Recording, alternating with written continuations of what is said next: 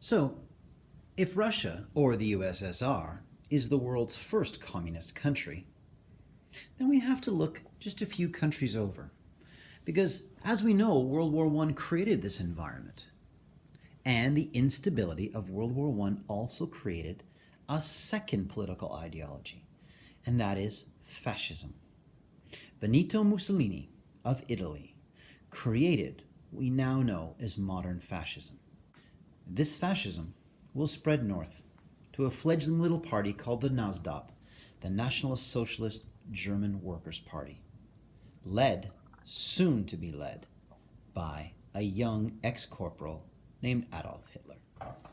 So, two political ideologies. And I know it's very difficult to conceptualize these things, to understand. You've heard them before. Fascism, communism. Right, left. Left, right. What does it really mean? As I said, 1919, a young man, a bragging, arrogant young man, former newspaper reporter, named Benito Mussolini, he'll be known as Il Duce, devises, comes up, forms the first fascist government in the world. What is fascism? Look it up, actually. It's a very difficult term to get your head around, but I'll try to explain it to you.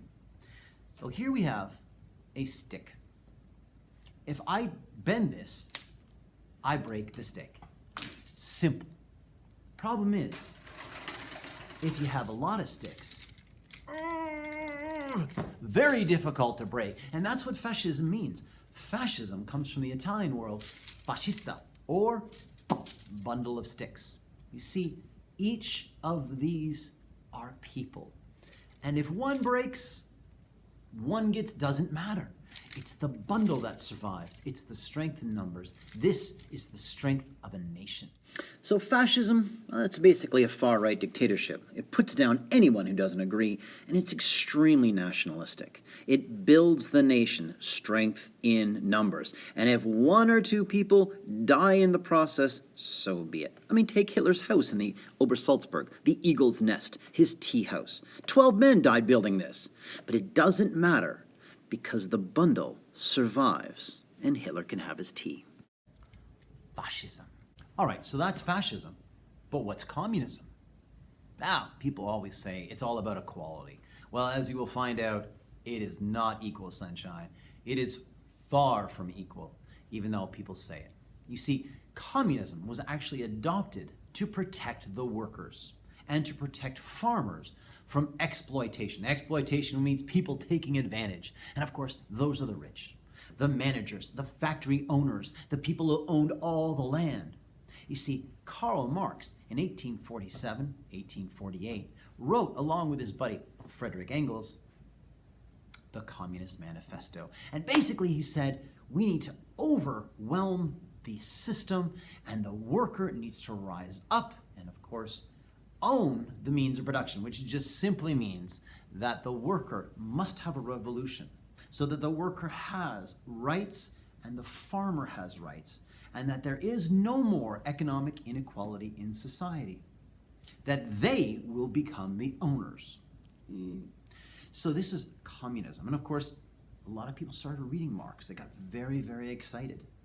And in Russia, a guy called Vladimir Ilyich Lenin, Leon Trotsky, Joseph Stalin, they were all revolutionaries at this time, and they started reading Marx. Well, of course, as you know, the war was going very badly for the Tsar, and so Lenin saw his chance, and he actually had a communist revolution. But I still haven't answered your question. What is communism? If fascista is a bundle of sticks, then all I can tell you is communism are bees. That's right, kids, bees. I've thought long and hard about this. What living organism in the world is most like communism? Bees. Have you ever really looked at bees? They live in hives, like communists. They all dress the same. There's no bee going, I really don't like my life. I'd like a widescreen TV, and I'd like, Lazy Boy, and I need some iced tea right now. No, they're working, right?